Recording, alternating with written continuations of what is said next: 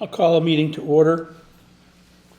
We start with, I make a motion that we approve the minutes from the January 7th, February 25th, March 4th, March 12th, and March 18th of 2025. A second. Been moved and seconded. Any discussion? Hearing none, seeing none. All those in favor? Aye. Passes unanimously. This is the public address point of the board. If anybody has anything they'd like to discuss before the agenda part of the meeting starts. Seeing none, we'll move on to fire and ambulance reports. So we have now successfully put our new ambulance D5 in service. Had a couple of minor things that we had to tweak and get into the right positioning for us to make it function, but thus far it's running smoothly. And A5 and A6 are out of service and out of the station, back with Allegiance at this point. In addition, because it is sort of the beginning of forestry season, we have issued out forestry gear, the gear that we got on last year's grant. And so that's been issued out. We have been going on a number of brush fire calls. So just a reminder to folks that they do need a permit. They can get that permit beginning at 8:30 in the morning, and they can have brush fires from 10 a.m. to 4 p.m. Where they're burning brush, not other debris and refuse and stuff like that. In terms of training, just last night we completed our test out portion to keep our first responders certified. So we got a good few folks through that training, probably about 10 plus members of the department through their first responder certification, or recertification I should say. And yeah, the last big thing for me is the policy approvals. So back in January's meeting, I was giving you a copy of a number of policies to adopt into our policy manual. Just looking to see if there's an update or... Yep. Does everybody get a chance to look them over? Yes. Yeah. Any questions on them? I make a motion, we accept the policies as printed. Second. All those in favor? Aye. And then lastly, just to run through, overall we've had 83 calls since our last monthly meeting. As always, the majority of those have been EMS calls, with a few others smattered in there, one of which I think Chief Cachet wants to delve into a little bit more. Yeah, we were dispatched about 2 weeks ago for reported gasoline in the brook, where Wahconah Brook runs under Cleveland Road. We were dispatched up there, and upon arrival, got up there and had a very strong odor of some type of fuel. And after taking a look at it, you could see that there was a very rainbowish sheen coming down the river from Cleveland Road. So crews were dispatched to start working their way upstream. We stopped at businesses and checked tanks in the area. And next on the upstream list was going to the mobile home park, where we started. The smoke, the odor was still very strong, and you could see foam in the brook. It was very, very apparent that there was something going on.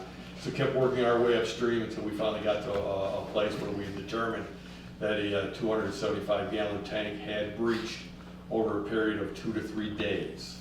The weather that weekend was the weekend we had a lot of cold weather and wind. People weren't outside, so they weren't outside to smell it or to see it. And then the next Monday we had 65-degree weather, and people were outside, and a couple walking down Cleveland Road could actually see it when they were out walking their dog. So when we got up there, we finally got to the tank, and it was only like 2 or 3 feet away from Weston Brook, which feeds Wahconah Falls Brook. And they had just received a delivery on Friday, so the tank was full, and it had, took 2 to 3 days for it to make its way into the brook, and the tank actually emptied out when we were trying to patch it. It just stopped flowing, and we looked at the gauge, it was gone. So at that point, we had definitely got in touch with DEP and asked them to come out that evening. We needed to have them get their eyes on it that night. So they came out there, and so we figured that anywhere between 200 to 250 gallons of heating oil made its way into the brook over a period of 2 to 3 days. After that, we know that DEP took over the scene, and they did put booms in the under by the bridge at Weston's Pond, just before the dam. I believe they had them there for 2 to 3 days, and after I checked the same day that they had removed them, and there really wasn't anything on those booms. So with the weather and Mother Nature and the rainfall we had, pretty much that oil's, I'm going to say, halfway to the ocean, or all the way right there right now. So in the way that it leaked out actually probably best case scenario, gradually where the flow took it downstream. If it had gushed, maybe the banks of the rivers and the brooks would have been coated. We had nothing. So right now I believe that DEP is pretty much, I'm not going to say closed the case, but there's nothing more that can be done. So right now, anything other than what we've done, DEP is pretty much handling what's left over of that situation. Okay, Can I ask a question? yes. Henry Rose, North Mountain Road. I actually went over there. I'm a member of the Conservation Commission, but I'm speaking for myself. Can we identify other such tanks that might be either in the trailer park or other businesses? This particular tank was right at the bank. And if there are other such tanks, we should identify them and maybe look into the homeowners having a secondary container in case there is a leak. From what I understand from DEP, I called DEP, it's very hard to determine if a tank is on the verge of leaking. You can't easily tell by looking at the outside of a tank that it's going to corrode from the inside. Right. And this particular one was at least 2 decades old. Right. So can we identify any others? Most of the customers, residents up there are actually propane. Right, I know Which is good. mostly that So this is I know that they're old-fashioned. down to, I think you're probably looking at maybe less than, say 2 or 3 tanks left up there. And I knew that one of them's been replaced recently.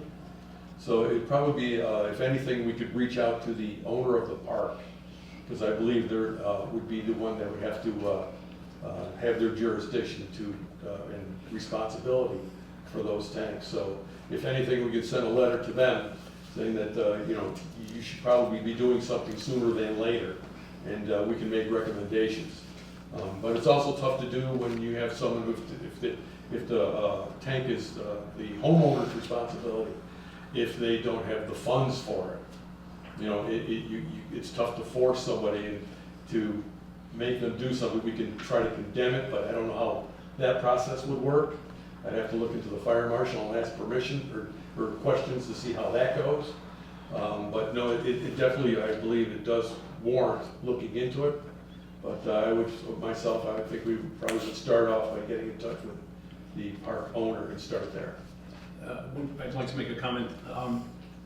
The particular homeowner I spoke to, he was unaware of the incentives that exist with organizations like, I believe it's ECAC, am I saying it right? Oh, Yeah. BCAC? BCAC. Right. He was unaware of some of the incentives to switch to something more reasonable. Wow, okay. And so if you write a letter to the owner of the trailer park, you could say, can you make sure that your residents know that there could be valuable incentives to get off of a diesel tank at the bank? Sure, absolutely. And maybe that's not the only location. Maybe there are other locations on the stream, but that's the one that occurs to us. Okay, no, we could do that. Thank you. that everything? That, I'm all set myself. Okay, thank you. Any other questions on the fire report? We'll move on to water department report. All right, the 2025 annual statistical report has been completed. I just need to review it, and I should have it sent out by the end of the week. The water service line at Wahconah Country Club maintenance garage froze up. We connected their building to ours with a garden hose, and it's since thawed out, so we're all set there. I received one quote from Aqueous. They used to be Underwater Solutions, and for a tank cleaning and a price for a mixer, but I've still got to talk to our SCADA tech and an electrician to get the price for that. Let's see. We collected water samples for the UCMR5, that's the unregulated contaminants monitoring rule. We sent them out to the EPA for testing. They're testing for lithium, PFOAs, and PFOAs. The water's been turned on at the new house that's at 77 High Street. We've been working on the LSL lead service line inventory project. We have enough inspections from the inside of the houses. We still need more for the outsides where they come in and they excavate. Tie-in bond is setting up with their contractor to come in and do some more vacuum excavations. And hopefully this should give us enough information to perform the predictive analysis where they can actually put that number into their program, and it'll tell the probability of whether or not we have a lead service line, which could, you know, help with the what we have to test for, you know. We've been working on spring cleanup at the stations. I called 4 contractors for roofing bids. 3 responded, still waiting on quotes. I've been working on the chlorine analyzer bid. The SCADA tech, he has come back. I talked to him. He's going to come to town and check out the stations, see what it's going to take, so he can give me a price on that. There was a break on a service line at 95 High Street on the corner of Pleasant Street. We excavated, the valve was snapped in half. We changed out the valve, that's back in service. There were some trees on the road to the lower road to Egypt Reservoir that had fallen down. Sent the guys up there to clean that, and Nathan, the young kid that works for me, he just scanned all of the tie cards into the GIS so you can pull them up in the field. Okay. And that's it. All right. President, I'm aware that we've checked for PFAS in the past and passed. Right. Have we checked for lithium in the past? And if we Yes. did, how did we do? Yeah, we passed. Yep. Thank you. Are we using different test sites for the outside than we did for the inside lead? They haven't made a list yet. Okay, So they have some houses that they got picked out. They'll send out a letter, coordinate with the people saying they're gonna go there and they're gonna excavate, so they know. okay, all right. Any other questions on the water report? Okay, move on to administrative report.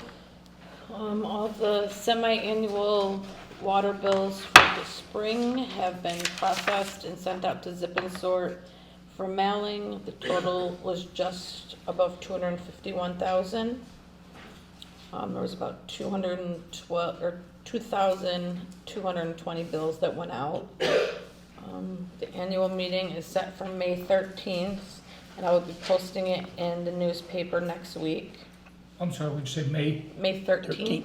It's gonna be at the stationery factory again. Thank you.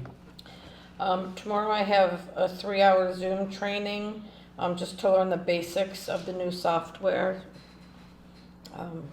with Vadar. I talked to Jeff on Friday and he's just finishing up the end of year, stuff, and we'll start working on free cash. I was waiting to hear from him today, but haven't yet.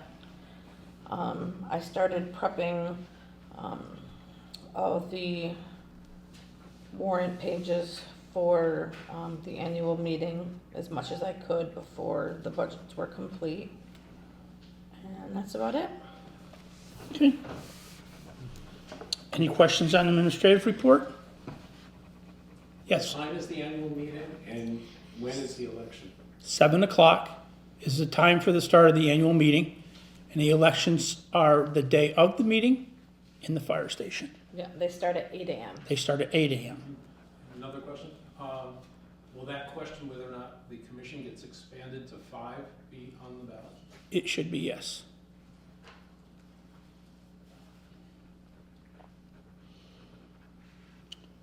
Any other questions? Any other comments? Seeing none, I make a motion, we adjourn. Second. Been moved and seconded. All those in favor? Aye. Thank you for coming.